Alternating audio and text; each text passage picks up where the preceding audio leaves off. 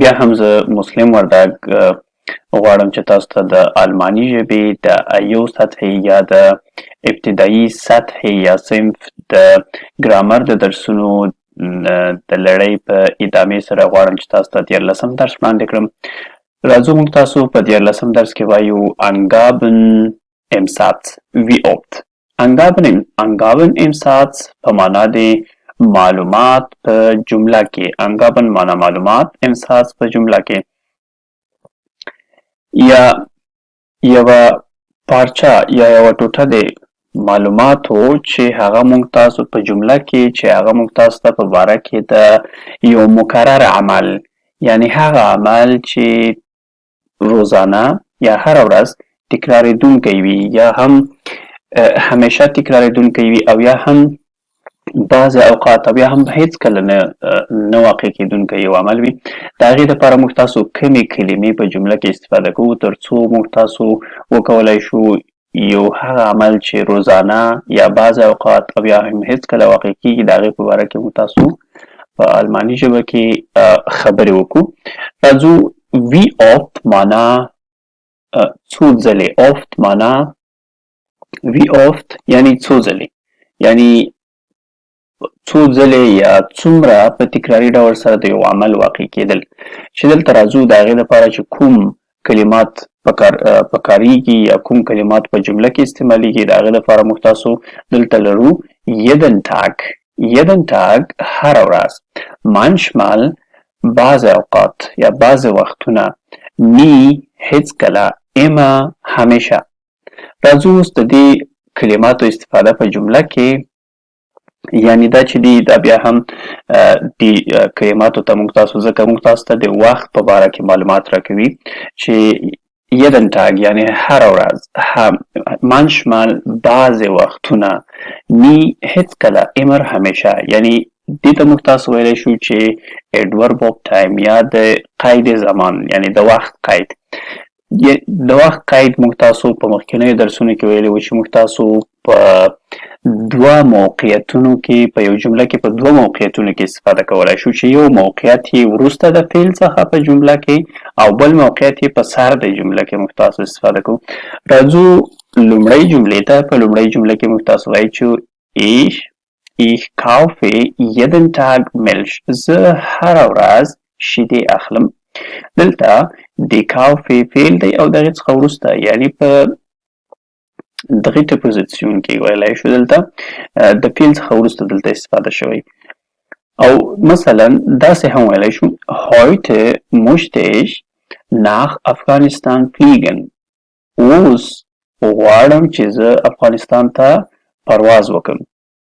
یعنی زه خپله پرواز نه کوم، دا په دې مطلب نه دی چې یعنی زه پرواز کوم، دا په دې مطلب دی چې یعنی زه د په تیاره کې فلیګن یعنی په آلماني ژبه کې موږ تاسو دا مې مخکې هم په نورو درسونو کې دا واضح کړي وو. یعنی موږ تاسو که چیرې د موټر په واسطه سره سفر کوو نو موږ تاسو باید fahren ولیکو. که چیرې موږ تاسو د پښو په واسطه سره یو ځای ته ځو سفر کوو موږ تاسو باید gehen ولیکو. او که چیرې موږ تاسو د طیارې په واسطه سره سفر کوو یعنی پرواز لرو بیا موږ تاسو باید هماغه د هغې اړونده کلمه ولیکو لکه فلیګن معنا پرواز کول یا د طیارې په واسطه سره سفر کول. دلته heute موږ استفاده کړ heute معنا اوس زه غواړم چې سفر وکړم یعنی طیارې په واسطه سره یا پرواز وکړم افغانستان ته. دلته په سر د جمله کې استفاده شوی یعنی موږ تاسو ویلي چې دوه موقعیتونه یا پوزیشنونه لري په جمله کې. وروسته د هغې څخه موږ تاسو راځو دوهم قید زمان یا د wie oft یعنی چې په مکرر ډول سره هغه کلمات چې په مکرر ډول سره موږ تاسو ته د یو عمل تکراریدل یا مکررتوب یعنی په تکراري ډول سره د هغې عمل واقع کېدلو په باره کې موږ تاسو ته معلومات راکوي. لکه مثلا دلته وایي چې jeden Tag kaufe ich Milch. زه هره ورځ شیدې اخلم. د لومړی جملې د دغه جملې او د دوهمې جملې معنا یوه ده، خو په ساختار یا په جوړښت کې فرق دی. جوړښت کې فرق دا دی چې دلته مو قید زمان د فعل څخه وروسته استفاده کړ او دلته مو قید زمان په سر د جمله کې راوړ. یعنی په دغه دواړو طریقو سره موږ تاسو کولای شو چې د جملې جوړښت ته تغییر ورکړو. وروسته د هغې څخه بله جمله ده، موږ تاسو راځو بل مثال ته. Ich kaufe manchmal Fisch، یعنی زه بعضې اوقات یا بعضې وختونه اخلم ماهی یا د ماهي غوښه اخلم. دلته بیا هم د فعل څخه وروسته manchmal راغلی او کولای شو چې د manchmal سر د جملې ته راوړو، لکه دلته دا دی manchmal kaufe ich Fisch، یعنی زه بعضې وختونه اخلم د ماهي غوښه. Ich یا ich trinke nie Bier، یعنی زه هیڅ کله نه څښم بیر. بیر چې یو ډول د شرابو دی، یعنی زه هیڅ کله، دلته هیڅ کله موږ تاسو قید د وخت دی، نو زه هیڅ کله شراب نه څښم. نی کولای شو دا نی سر د جملې ته دلته راوړو، یعنی د جملې په ساختار کې کولای شو دا تغییر راولو. قید زمان کې په همدغه دوه هغه کې استفاده کېږي، موقعیتونه کې په یو جمله کې. دلته نی trinke ich Bier، یعنی زه هیڅ کله بیر نه څښم.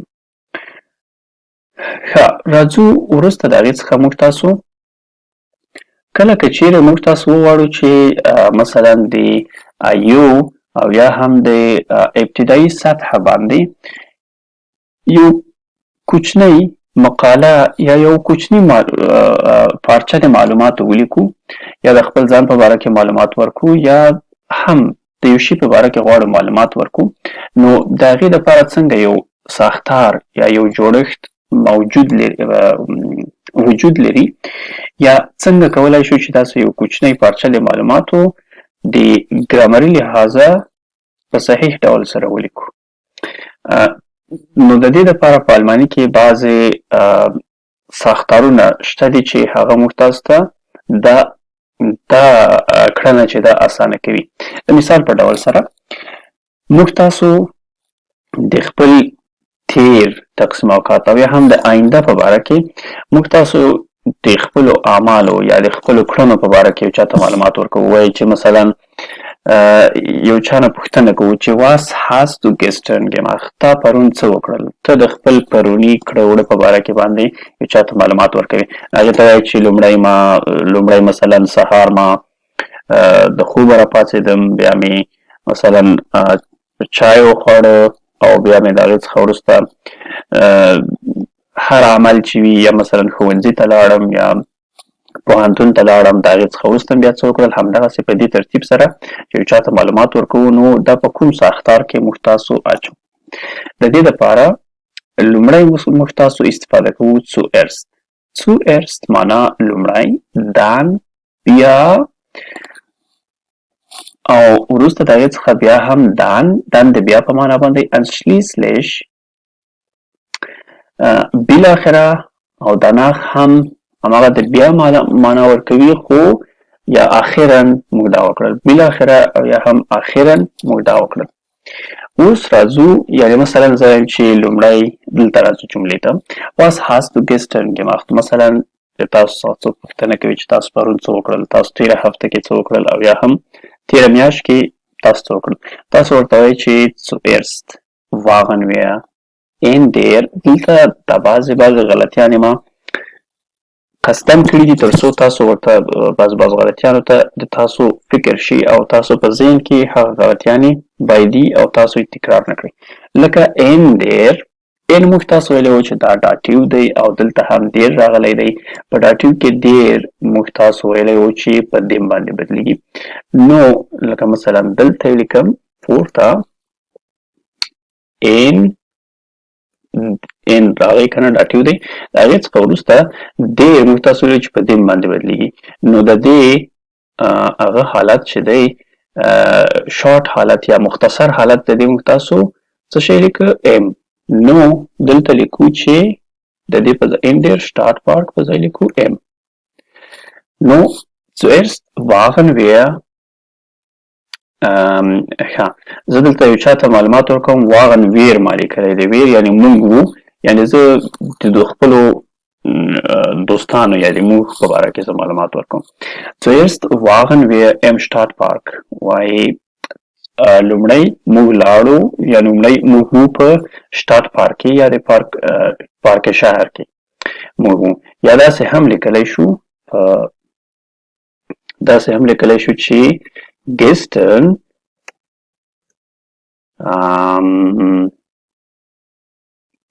gestern haben wir zuerst nach Stadtpark gegangen. Das هم مونږ تاسو لیکلی شو gestern haben wir zuerst nach Stadtpark gegangen. پرون یعنی داسې هم دا جمله لیکلی شو چې gestern یعنی چې پرون پکې استفاده کو دغه د پرون کلمه پکې استفاده کو او مستقیما هم داسې لیکلی شو چې zuerst waren wir im Stadtpark dann waren wir im Kino بیا موږ وو په سینما کې dann gehen دلته ګورئ gehen چې دی دا بیا هم یو غلطي ده ځکه چې دلته موږ تاسو واغن استفاده کړ یعنی perfect tense او یا هم vergangenheit یا past tense یا تیره زمانه مې استفاده کړه تیره کامله او تیره زمانه مې استفاده کړه او دلته بیا presence یا حال زمانه مې استفاده کړه نو دلته دا هم باید واړو هغه ته vergangenheit ته یا تیره زمانه ته gehen موږ تاسو باید ولیکو چې gingen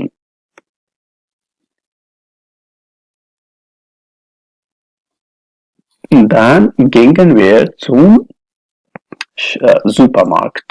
په zum باندې هیله کوم چې سر مو خلاص شوی وي لکه دغه په شان باندې مختصر حالت دی zu dem Supermarkt دی ښه وروسته د هغې څخه anschließlich haben wir ein Eis gegessen وروسته یا بالاخره مو بیا یو آیسکریم وخوړه یا یو آیسکریم وخوړه danach haben wir zurück nach Hause gegangen او وروسته بیا مو بیرته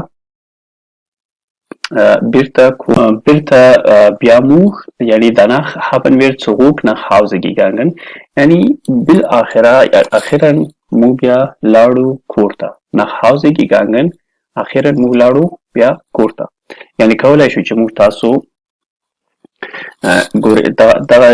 دغه کلماتو په استفاده سره چې لومړی zuerst استفاده کیږي وروسته بیا dann او بیا هم anschließlich او بیا هم آخر کې danach یعنی اول موږ دا کار وکړ بیا مو دا بیا دا او بالاخره دا او اخیرا مو هم دا کار وکړ او ختم شو یعنی دې سره په واسطه سره موږ کولی شو چې موږ تاسو یو پارچه د معلوماتو ولیکو د دغه ساختار په چوکاټ کې مثلا یاره بیا وایم zuerst waren wir im Stadtpark ja gestern haben wir zuerst nach Stadtpark gegangen dann waren wir im Kino یعنی لومړی موږ لاړو لومړی موږ وو په شټاټ پارک کې یا پارک شهر کې او بیا هم پارک شهر ته لاړو او بیا waren wir im Kino بیا موږ په سینما کې وو dann gingen wir zum Supermarkt او بیا موږ لاړو سوپرمارکیټ ته anschließlich haben wir ein Eis gegessen او بالاخره موږ یو آیسکریم وخوړه danach haben wir zurück دلته دا دی umlaut zurück nach Hause gegangen او اخیرا موږ بیا کور ته لاړو نو دا و 14 درس د نورو درسونو لپاره بیا هم زموږ سره اوسئ